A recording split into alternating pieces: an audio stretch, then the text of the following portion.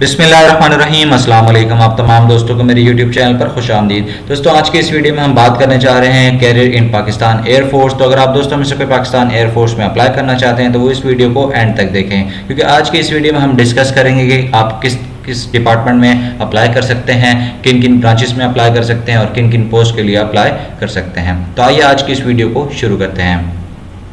सबसे पहले आपने यहाँ पे ब्राउज़र ओपन करना है। जैसे मैंने यहाँ पे क्रोम ब्राउज़र ओपन किया, आप अपना मोबाइल यूज़ कर सकते हैं, लैपटॉप यूज़ कर सकते हैं, अपना सिस्टम यूज़ कर सकते हैं। तो यहाँ पे आपने टाइप करना है ज्वाइन PAF। तो जैसे कि आप यहाँ पे टाइप करते हैं आपको काफ़ी सारे सजेशन नज़र आएंगे। आपने यहाँ पे ज्वाइन PAF पे क्लिक करना है। जैसे ही आप क्लिक करते हैं तो आपके पास ये पेज खुलेगा और यहाँ पे फर्स्ट पे ही आप देख सकते हैं कि आपको लिंक जो है नज़र आ रहा होगा, जो ऑफिशियल वेबसाइट का लिंक है। तो आपने यहाँ पे क्लिक करना है। तो उससे पहले हम यहाँ पे देख लेते हैं कि यहाँ पे आपको एलिजिबिलिटी क्राइटेरिया भी नज़र आ रहा होगा। तो कमीशन के लिए जो है वो कमीशन की टाइप्स वगैरह, इन एलिजिबिलिटी, इंडेक्शन का, वो सारी चीज़ें आपको इस लिंक पे मिल जाएंगी। उसके बाद रीड बिफोर रजिस्ट्रेशन। तो यहाँ पे जो है वो अगर आपने किसी पोस्ट के लिए अप्लाई करना है तो आप इसको पहले पढ़ें रजिस्ट्रेशन से पहले। इसके अंदर इंस्ट्रक्शंस मौजूद हैं तो आप इसको भी रीड आउट कर सकते हैं। उसके बाद कमीशन टाइप्स हैं, वो भी आपको यहाँ पे डिटेल मिल जाएंगी। एज एन एयरमैन अगर आप अप्लाई करते हैं तो वो भी आपको डिटेल मिल जाएंगी, और कैटेगरीज वगैरह, एलिजिबिलिटी क्राइटेरिया, सिलेक्शन प्रोसीजर वगैरह। उसके बाद रजिस्ट्रेशन का भी आपको यहाँ पे नज़र आ रहा है, तो वो भी आपको इसमें डिटेल्स मिल जाएंगी। लेकिन अगर हम इसको क्लिक करते हैं तो आपको यहाँ सारी चीज़ें जो है वो इसमें भी मिल जाती हैं। तो हम ऑफिशियल वेबसाइट पे चलते हैं। तो आप देखें कि ऑफिशियल वेबसाइट जैसे ही मैंने ओपन की है तो मेरे पास एक नोटिफिकेशन आया, अलर्ट। तो वो जो अलर्ट, जो ये नोटिफिकेशन है, वो एक ऐड है जो अभी रिसेंट वैकेंसी सिविलियन की अनाउंस हुई हैं। तो उसकी जो लास्ट डेट है वो 3 अक्टूबर है। 28 सितंबर टू 3 अक्टूबर आप इसमें रजिस्ट्रेशन कर सकते हैं। तो अभी भी 2 दिन बाकी हैं। अगर आप दोस्तों में से कोई अप्लाई करना चाहते हैं तो वो इसमें लाजमी अप्लाई करें, और अपना क्राइटेरिया, जो एज का क्राइटेरिया है और अपनी एजुकेशन का क्राइटेरिया है, वो आप इसको लाजमी देखें कि अगर आपका मैच होता है तो आप इसमें लाजमी अप्लाई करें। तो इसको हम क्लोज़ कर लेते हैं। आपने सिंपली इसको यहाँ पे क्लोज करना है और उसके बाद आपने यहाँ पे आके ऑनलाइन अपनी रजिस्ट्रेशन, जो आपकी रजिस्ट्रेशन है, प्रोसेस है, वो आपने कंप्लीट करना है। तो यहाँ पे आप क्लिक करेंगे तो आपके पास पेज खुलेगा जिस पे आपने CNIC लिखना है। तो अगर आप नहीं जानते किस तरह से आपने ऑनलाइन अप्लाई करना है तो इस चैनल पे मेरी वीडियो मौजूद है जो मैंने इसी टॉपिक पे बनाई है। तो आप ऊपर लिंक पे क्लिक करके वो वीडियो देख सकते हैं। उसके अंदर कंप्लीट आपकी जितना भी प्रोसीजर है वो सारी इन्फॉर्मेशन उसके अंदर मौजूद है। तो हम जो है अपनी वीडियो के टॉपिक पे चलते हैं, कैरियर अपॉर्चुनिटीज़ की तरफ। तो यहाँ पे हम देख सकते हैं कि हमारे पास ब्रांचेस मौजूद हैं। तो हम इस पर क्लिक करते हैं तो हमारे पास यहाँ पे ब्रांचेस ओपन हो जाती हैं। तो हम यहाँ पे देख सकते हैं कि general duties pilot, general duties navigation, air defence, engineering, admin and special duties, information technology, logistics, education and medical. तो ये सारी हमारे पास ब्रांचेज है जिसके अंदर हम एयरफोर्स को ज्वाइन कर सकते हैं। उसके बाद जो है वो यहाँ पे हमारे पास रैंक स्ट्रक्चर है, तो वो हम देख लेते हैं। यहाँ पे आप देख सकते हैं कि ऑफिसर्स और एयरमैन के जो है वो रैंक यहाँ पे मौजूद हैं। तो हम यहाँ पे देखते हैं कि हमारे पास जो रैंक स्टार्ट होते हैं ऑफिसर्स के, वो यहाँ से स्टार्ट होते हैं। Pilot officer, flying lieutenant, flight lieutenant, squadron leader, wing commander, group captain, air commodore, air vice marshal, air marshal और एयर चीफ मार्शल। और उसके बाद अगर हम एयरमैन की बात करते हैं तो वो यहाँ से स्टार्ट होते हैं लीडिंग एयर क्राफ्टमैन से। उसके बाद सीनियर एयर क्राफ्टमैन है, जूनियर टेक्नीशियन है, कॉर्पोरल टेक्नीशियन है, सीनियर टेक्नीशियन है, चीफ टेक्नीशियन है, असिस्टेंट वारंट ऑफिसर और चीफ वारंट ऑफिसर। तो ये हमारे पास जो है वो रैंक मौजूद है। उसके बाद हम बात करते हैं सिविलियन की।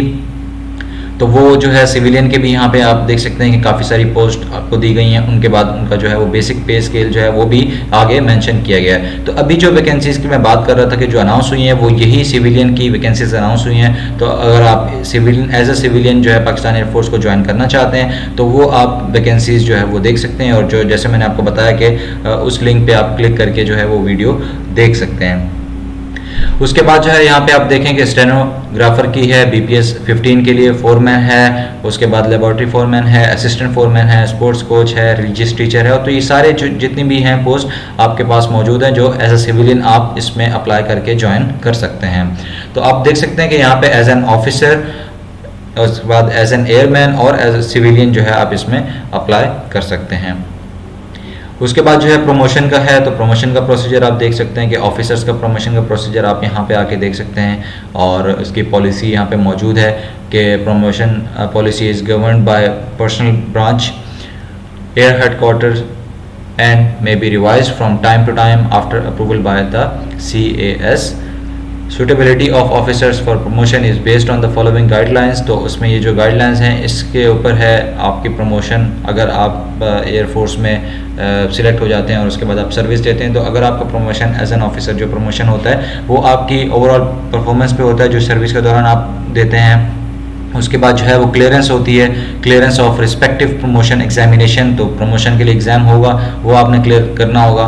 उसके बाद experience of command appointments, staff and command course reports, disciplinary disposals, medical fitness और सिक्योरिटी क्लियरेंस। तो ये सारी चीज़ें हैं, इनको मद्देनज़र रखते हुए आपकी प्रमोशन होती है। उसके बाद आप एयरमैन की बात करते हैं तो इसमें भी यही आपकी जो है यहाँ पे गाइडलाइंस दी गई हैं कि इन गाइडलाइंस को देखते हुए आपकी प्रमोशन होगी। तो JCOs के लिए, एयरमैन के लिए ये गाइडलाइंस यहाँ पे हैं। उसके बाद सिविलियन अगर आप अप्लाई करें जो अभी हमने डिस्कस किया, तो उसके बाद जो है वो इसकी भी डिटेल आपको यहाँ पे मिल जाएगी, आप इसको यहाँ से देख सकते हैं। उसके बाद सर्विस कोर्सेज के बारे में बात करते हैं तो ऑफिसर के जो सर्विस कोर्सेज है वो यहाँ पे दिए गए हैं कि बेसिक स्टाफ कोर्स होता है BSc, junior command and staff course होता है JC एंड SC।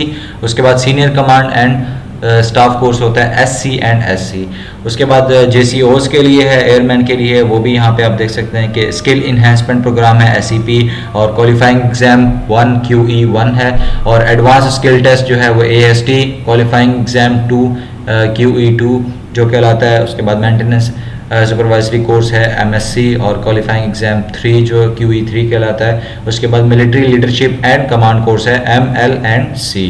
तो ये यहाँ पे जो है आपके कोर्सेज हैं जो आप सर्विस के दौरान, सर्विस जो कोर्सेज होती हैं वो आप यहाँ पे देख सकते हैं। उसके बाद प्रोफेशनल कोर्सेज हैं, यहाँ पे आप देख सकते हैं कि हायर एजुकेशन प्रोफेशनल कोर्सेज जो हैं वो यहाँ पे हैं। एरो इंजन कोर्सेज हैं PF सेटअप, और फॉरेन कोर्सेज जो हैं वो टर्किश एयरफोर्स सेटअप है। और उसके बाद प्रोफेशनल ट्रेनिंग जो है PF सेटअप यहाँ पे मौजूद है। तो वो यहाँ पे आप इसमें भी जो कोर्सेज हैं वो कंप्लीट करते हैं। उसके बाद जो है हम यहाँ पे देख लेते हैं, हमारे पास जो है वो grant of PC2 SSC SPSSC। तो यहाँ पे जो है grant of permanent commission PC2 PAF officer holding short service commission. तो यहाँ पे उसकी भी आपको डिटेल मिल जाएगी, जो यहाँ पे डिटेल मौजूद है। उसके बाद जो है वो यहाँ पे सेल्फ एजुकेशन है। तो ऑफिसर्स के लिए यहाँ पे डिटेल दी गई है कि PF has persistently emphasized the need to develop highly qualified and skilled human resource in its ranks.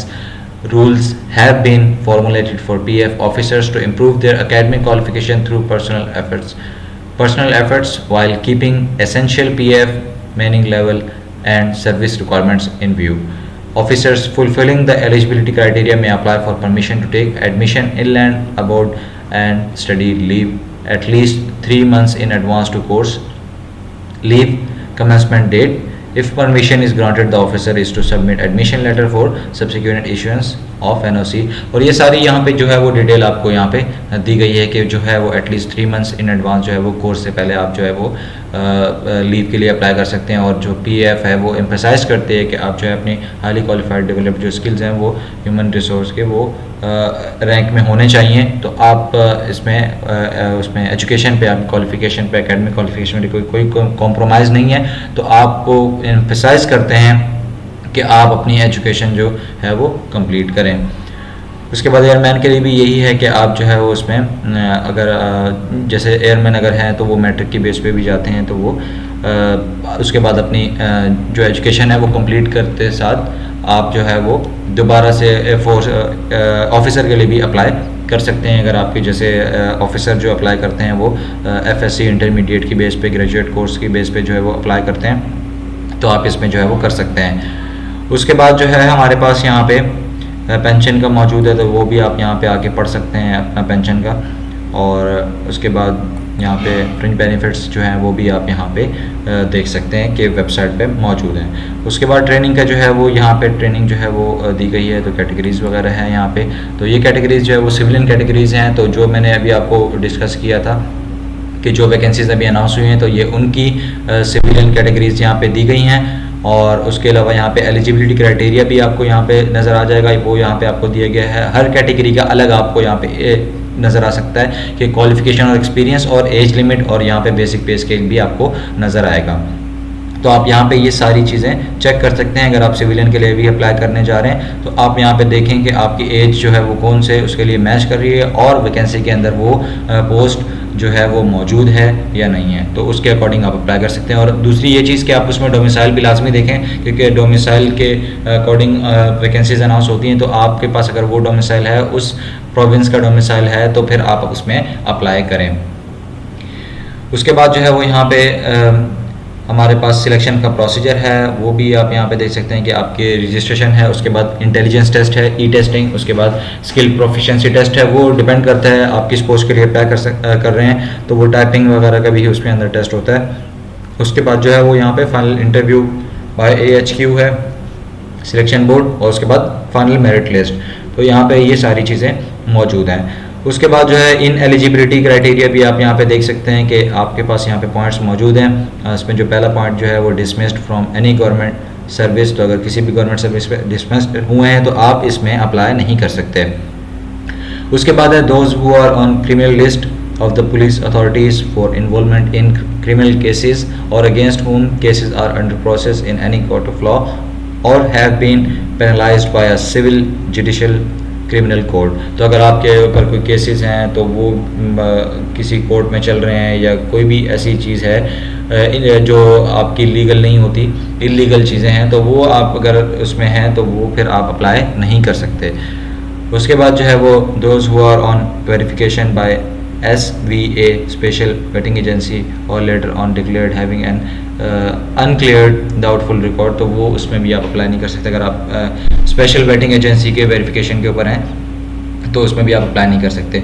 उसके बाद यहाँ पे whose original document CNIC are found tampered with, तो अगर आपका CNIC के अंदर कोई टेम्परिंग हुई है तो वो अगर उसमें जो है आपकी जितनी भी डिटेल्स हैं वो अगर गलत हैं तो वो तब भी आपका जो है वो इनएलिजिबल आप हो जाते हैं उसके अंदर। उसके बाद वो conceal any information while filling their application forms, तो कोई भी चीज़ अगर छुपाई है अपने फॉर्म फिल करते हुए, कोई चीज़ गलत लिखी है तो वो भी आप जो है इनएलिजिबल हो जाते हैं। तो इन चीज़ों का आप लाजमी ख्याल रखें, क्योंकि आप फिर अप्लाई करने से पहले इनएलिजिबल हो जाएंगे तो फिर आप ना टेस्ट दे पाएंगे और ना फिर आप आगे उसमें बढ़ सकते हैं। उसके बाद यहाँ पे declared medically unfit bye service medical specialist, तो यहाँ पे मेडिकली अगर अनफिट आप जो है वो हैं तो किसने, सर्विस मेडिकल स्पेशलिस्ट ने अगर आपको अनफिट डिक्लेयर कर दिया है तो फिर आप इसमें जो है अप्लाई नहीं कर सकते। उसके बाद thrice screened out during preliminary test, तो प्रिलिमिनरी टेस्ट जो है हमारे पास इनिशियल टेस्ट है, तो अगर आप उसी इनिशियल टेस्ट से जो है वो 3 दफ़ा स्क्रीन्ड आउट हुए हैं तो फिर आप उसमें अप्लाई नहीं कर सकते। तो इन चीज़ों का आप लाजमी ख्याल रखें। उसके बाद जो है वो हेली फ्लाइंग ट्रेनिंग स्कूल है यहाँ पे, उसके बाद कॉलेज ऑफ एविएशन, और ये सारी चीज़ें यहाँ पे आपको मिल जाएंगी। तो ये ऑफिसर्स ट्रेनिंग का जो इंट्रोडक्शन है, विजन है, मिशन है, यहाँ पे कोर वैल्यूज़ है, और उसके बाद हिस्ट्री वगैरह जो है वो यहाँ पे आप सारी चीज़ें देख सकते हैं।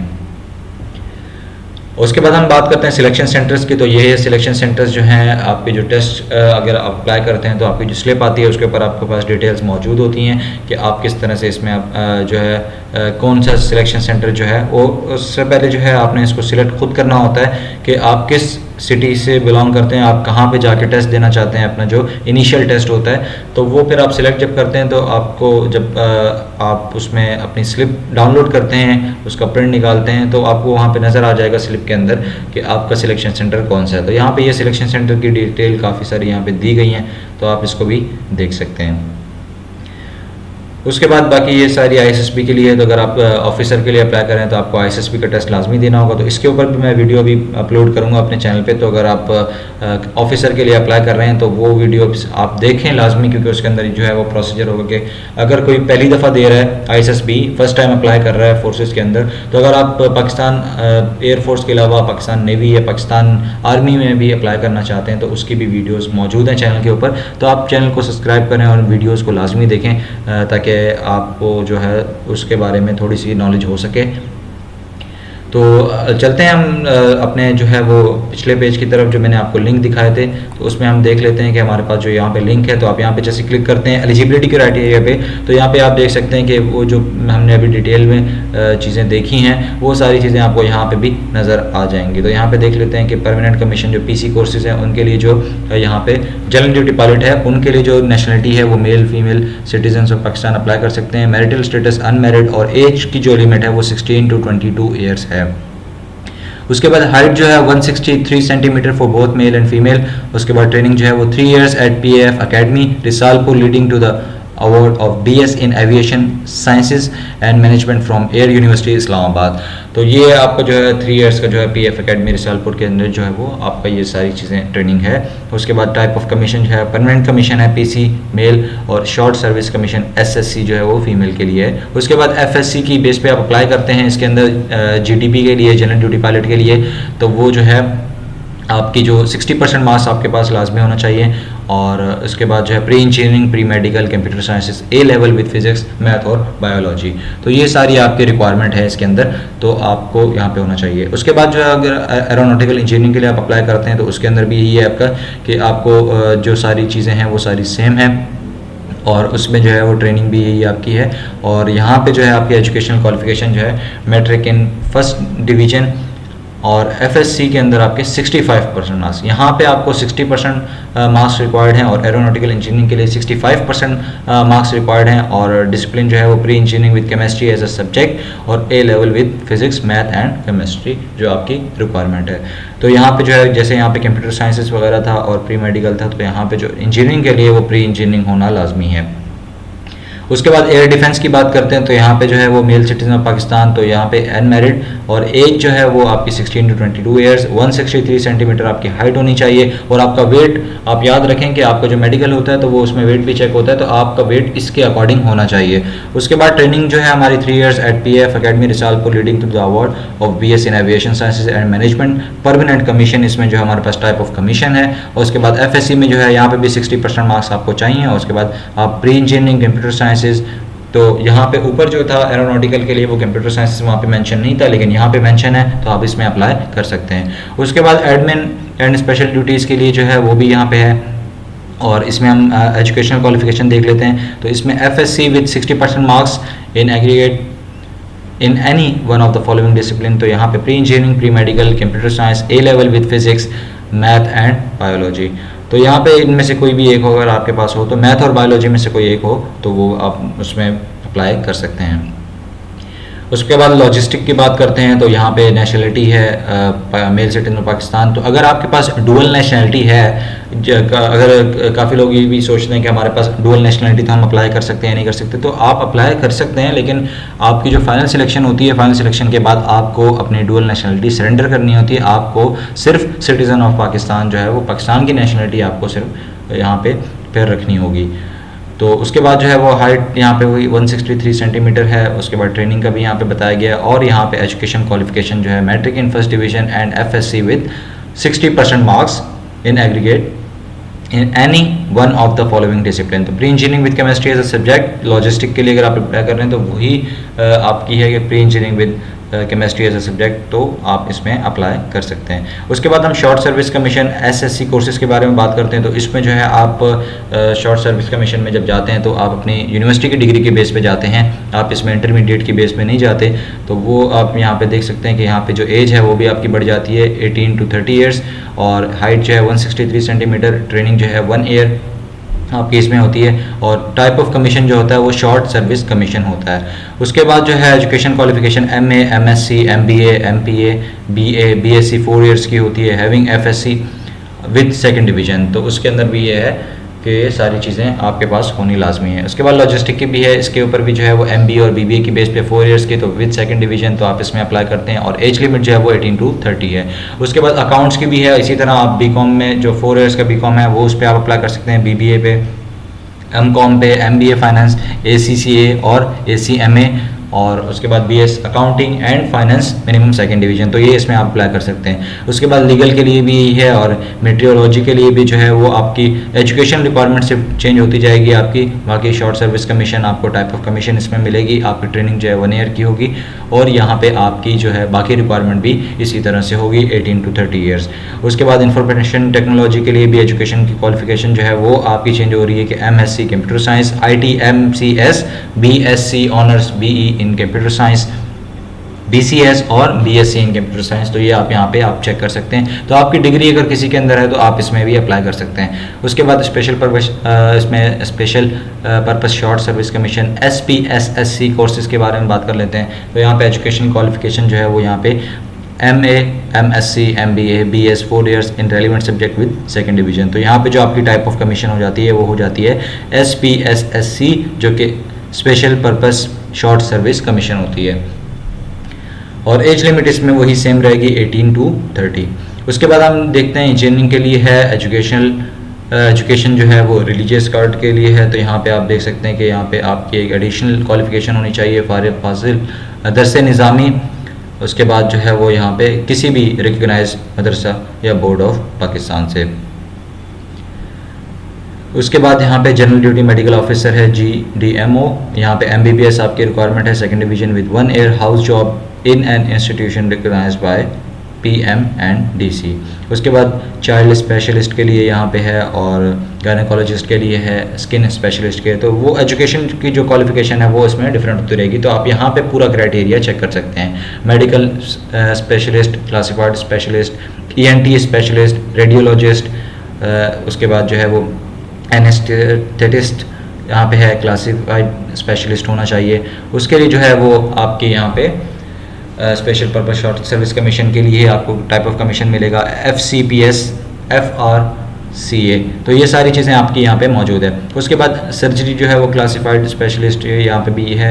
उसके बाद आई क्लासिफाइड स्पेशलिस्ट, पैथोलॉजी, और ये सारी चीज़ें आपकी यहाँ पे हैं। और इसमें जो है वो सिर्फ एजुकेशन जो है वो यहाँ पे आपकी डिफरेंट होती जा रही है। और उसके अलावा जो है आपकी एज लिमिट जो है वो यहाँ पे 29 to 48 ईयर्स है, क्योंकि आप जो है वो इसके अंदर अप्लाई कर रहे हैं। तो एज अ क्लासिफाइड स्पेशलिस्ट आप अप्लाई कर रहे हैं, तो इसमें जो एज लिमिट आपको दी गई है 29 to 48 ईयर्स आपको दी गई है।